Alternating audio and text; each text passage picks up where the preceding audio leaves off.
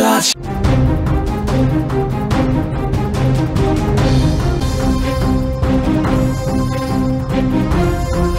కోనసీమ జిల్లాలో భారీ అగ్ని ప్రమాదం చోటు చేసుకుంది. రాయవరం సమీపంలోని బాణాసంచా తయారీ పరిశ్రమలో పేలుడు సంభవించింది. పెద్ద ఎత్తున అక్కడ మంటలు చెలరేగాయి. ఇక ఈ ప్రమాదంలో 6 ప్రాణాలు కోల్పోయారు. ఇంకా పలువురు ఆ మంటల్లో చిక్కుకున్నట్టుగా తెలుస్తుంది. కొందరు తీవ్ర గాయాల పాలయ్యారు. ఇక మృతుల సంఖ్య మరింత పెరిగేటువంటి అవకాశం కూడా కనిపిస్తుంది. ప్రమాదం జరుగుతున్నటువంటి సమయంలో మొత్తం 40 మంది కార్మికులు అక్కడ పనిచేస్తున్నారు. భారీ పేలుడు దాటికి బాణాసంచా తయారీ కేంద్రం షెడ్ గోడ మొత్తం కూడా కూలిపోయింది. ఆ శిథిలాల కింద పలువురు ఉండవచ్చని కూడా అనుమానిస్తున్నారు. ఇప్పుడు ఇక ప్రమాదం పైన సీఎం చంద్రబాబు కూడా తీవ్ర దిగ్భ్రాంతి వ్యక్తం చేశారు. మరణాలపైన ఆవేదన వ్యక్తం చేసిన ఆయన క్షతగాత్రులకు మెరుగైనటువంటి వైద్యం అందించాలని ఆదేశించారు. బాధిత కుటుంబాలకు అండగా ఉంటామని కూడా హామీ ఇచ్చారు. ప్రస్తుతం అక్కడ రెస్క్యూ ఆపరేషన్ అయితే కొనసాగుతుంది. దీనికి సంబంధించిన పూర్తి వివరాలు మా ప్రతినిధి అరుణ్ తేజ్ ఫోన్ లైన్లో అందిస్తారు. అరుణ్ తేజ్, ప్రమాదానికి గల కారణాలేంటి? మొత్తం ఎంతమంది ఉన్నారు అక్కడ? మృతుల సంఖ్య ఇంకా పెరిగేటువంటి అవకాశం ఏమైనా ఉందా? అదే పచ్చని కోనసీమలో ఒకసారిగా ఉలికిపడింది సాయి. యాక్చువల్లీ బాణాసంచా తయారీ కేంద్రంలో జరిగిన పెను విస్ఫోటనంలో ఇప్పటి వరకు 7 మృతి చెందడం జరిగింది. మరో 6 పరిస్థితి విషమంగా కూడా ఉండటం జరిగింది. డాక్టర్ బిఆర్ అంబేద్కర్ కోనసీమ జిల్లా మండపేట నియోజకవర్గం పరిధిలోని రాయవరం మండలం కొమ్మరిపాలెంలో బాణాసంచా తయారీ కాలంలో ఒక భారీ పేలుడు సంబంధించడంతో పెను విషాదం చోటు చేసుకుంది. పంట పొలాల మధ్య ఉన్న బాణాసంచా తయారీ కేంద్రంలో దీపావళి సమీపిస్తుండటంతో అధిక మొత్తంలో ఇక్కడ బాణాసంచా తయారు చేస్తున్నారు. అంటే ప్రమాదానికి గల కారణం షార్ట్ సర్క్యూట్ అని అంటున్నారు, కానీ అంటే సరైన కారణం ఇంకా తెలియలేదు. పేలుడు దాటికి మాత్రం అక్కడికక్కడే 6 చనిపోవడం జరిగింది. ఒకరిని మాత్రం హాస్పిటల్ తరలిస్తుండగా ఒకరు దారిలో చనిపోయారు. ఇందులో 3 మహిళలు కూడా ఉన్నారు, మగవాళ్ళు ఉన్నారు. ఇక్కడ ఈ పేలుడు దాటికి కోనసీమ అంతా ఒక్కసారిగా ఉలిక్కిపడటం జరిగింది. సరైన భద్రతా నియమాలు పాటించకపోవడం వల్ల ఇది జరిగిందని అక్కడ స్థానికులు కూడా చెప్తున్నారు. ఇప్పుడు మొత్తం కంట్రోల్లోకి వచ్చిందారు అక్కడ పరిస్థితి ప్రస్తుతానికి, లేదంటే ఇంకా మంటలు కొనసాగుతున్నాయి అక్కడ?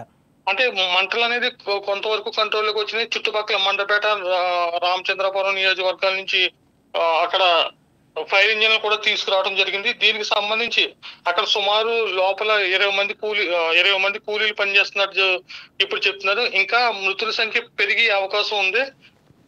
దీంతో పాటు చనిపోయిన వారిలో అక్కడ ఎవరైతే షాప్ యజమాని ఉన్నారో ఆయన కూడా చనిపోవడం జరిగిందని చెప్తున్నారు. ఈ షాపు దాదాపు 40 సంవత్సరాల నుంచి ఈ షాప్ అయితే రన్ చేస్తుంది. ఆ చుట్టుపక్కల ఇదే కొంచెం అంటే దీపావళి సామాన్లకు కొంచెం పేరున్న షాపు.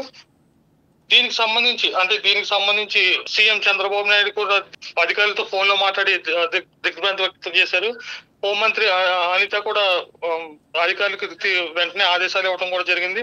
కోనసీమ ఎస్పీ సంఘటనా స్థలానికి కూడా చేరుకోవడం జరిగింది. కోనసీమ ఎస్పీ ఫైర్ ఆఫీసర్స్ అందరూ అక్కడ వెంటనే చేరుకుని చుట్టుపక్కల అంబులెన్స్లన్నీ అక్కడికి పంపించడం కూడా జరిగింది. మొత్తం ఎంతమంది పనిచేస్తున్నారు అరుణ్ ఈ ఘటన జరిగిన సందర్భంలో అక్కడ? అండ్ వాళ్ళందరినీ కూడా ఎక్కడికి తరలించారు క్షతగాత్రులను?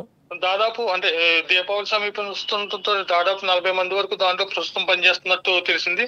అంటే లంచ్ టైం అవడంతో దాంట్లో లోపల 25 మంది వరకు ఉన్నారని అంటున్నారు. అంటే కొంతమంది ఇంకా లోపల ఉన్నారని తెలుస్తుంది. ఎంతమంది ఉన్నారన్నది ఇంకా అంటే పూర్తి సమాచారం అయితే లేదు. అంటే మృతుల సంఖ్య కూడా పెరిగే అవకాశం ఉంది. ప్రస్తుతం అయితే 7 అయితే చనిపోవడం జరిగింది. అంటే మిగతా వాళ్ళని అంటే ఎవరైతే కొన్ని గాయాలతో కొంతమంది ఉన్నారో వాళ్ళని చుట్టుపక్కల ప్రైవేట్ ఆసుపత్రులకు కూడా పంపించడం జరిగింది. Right, thank you Arun. So మొత్తానికి అది కోనసీమలో జరిగినటువంటి భారీ అగ్ని ప్రమాదంతో ఒక్కసారిగా ఆ ప్రాంతం అంతా కూడా ఉలిక్కిపడింది. పచ్చని పైరుతో ఎప్పటికీ పంట పొలాలతో అక్కడ ఆహ్లాదభరితంగా ఉండేటువంటి ఆ ప్రాంతంలో ఇంత భారీ ఎత్తున విస్ఫోటనం జరిగినటువంటి విధంగానే అక్కడ అగ్ని ప్రమాదం చోటు చేసుకోవడం చాలా దిగ్భ్రాంతికి గురి చేసింది. సుమారుగా ఇప్పటివరకు అందుతున్న సమాచారం ప్రకారం 7 మరణించినట్టుగా తెలుస్తుంది. ఇంకొంతమంది చాలా సీరియస్గా ఉన్నారు. వారందరినీ కూడా హాస్పిటల్కు తీసుకువెళ్లారు. ఆసుపత్రుల్లో కూడా చాలా విషమంగా వారి పరిస్థితి ఉన్నట్టుగా తెలుస్తుంది. ఇంకా చాలామందిని ఇంకా అక్కడ తయారీ గోదాం ఏదైతే ఉందో మందుగుండు సామాగ్రి ఉన్నటువంటి ఆ గోదాంలో ఇంకా ఆ షాప్లో ఇంకా కొంతమంది చిక్కుకొని ఉండి ఉంటారు, లేకుంటే ఏదైనా అందులో ఇక స్పృహ తప్పి పడిపోయి ఉంటారనేటువంటి ఒక అంచనా అయితే నెలకొంది. ఎందుకంటే లంచ్ టైం కాబట్టి కొంతమంది స్కిప్ అయ్యారు, బయటకు వెళ్ళారు. బట్ చాలా మంది 20 మందికి పైగానే లోపల ఉన్నారంటూ కూడా చెప్తున్నారు. 7 మృతి చెందితే 7 ఇంకా మరి మాత్రమే బయటికి రెస్క్యూ చేయగలిగారు. కాబట్టి మిగతా వాళ్ళందరి కోసం అయితే అక్కడ రెస్క్యూ ఆపరేషన్ ప్రస్తుతానికి కొనసాగిస్తున్నారు.